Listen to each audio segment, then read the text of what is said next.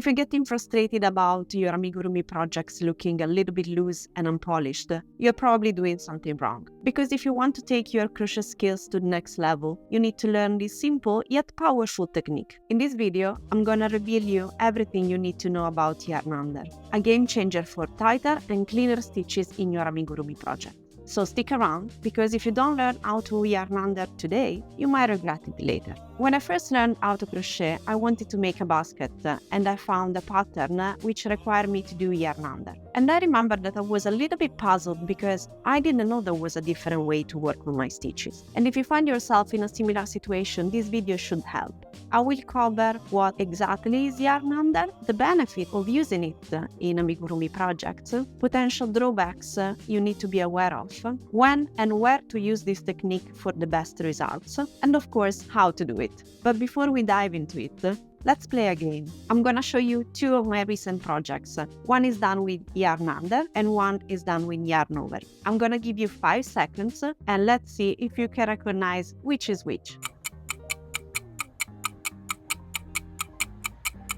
Got it? The correct answer is B. You might have recognized that this version keeps your stitches tighter, firm, and well-shaped. And this is what yarn under does. It creates tight, firm stitches which are perfect for amigurumi. But what exactly is yarn under? As the name says, yarn under is a crochet technique where instead of wrapping the yarn over the hook, you bring it under the hook. And this subtle difference changes the look and feel of your stitches. So why would you use the yarn under? Especially if you're working on amigurumi projects, yarn under will prevent the stuffing to show throughout your stitches and will give your toys a professional look. Also, it enhances stitch definition. It will provide a sturdier and more compact structure to your projects, making details and texture to stand out. Think about ears or noses.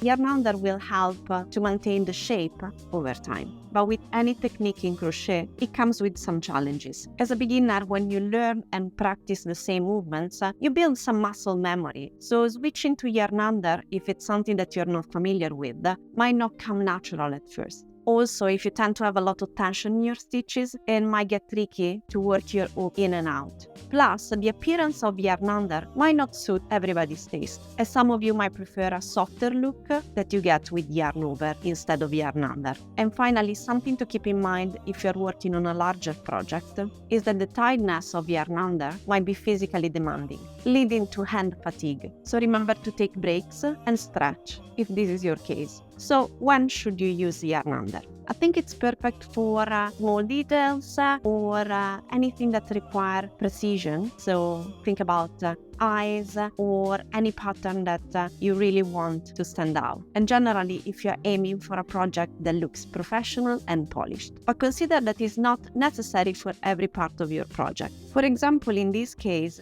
I've used a regular yarn over for the head and the body, while I use the yarn under for the arms and the legs. So just experiment to see where it works best for you, because sometimes a mix of techniques can lead to great results. And finally, let's have a look on how to make it. So pick your project, insert your hook into the stitch, bring the yarn under the hook, pull the yarn through, creating a tight loop on your hook, and complete the stitch as usual. Practice with a small swatch and get the hang of it. Over time, your hands will get familiar with the movement and your stitches will be more consistent. Yarn under can transform your amigurumi, making them tighter, neater, and more professional looking. But that's not all it takes to improve your amigurumi skills. You also need the right supplies to boost your project. So check my next video to know which are my 8 must-have supplies for amigurumi project. And have fun! Ciao!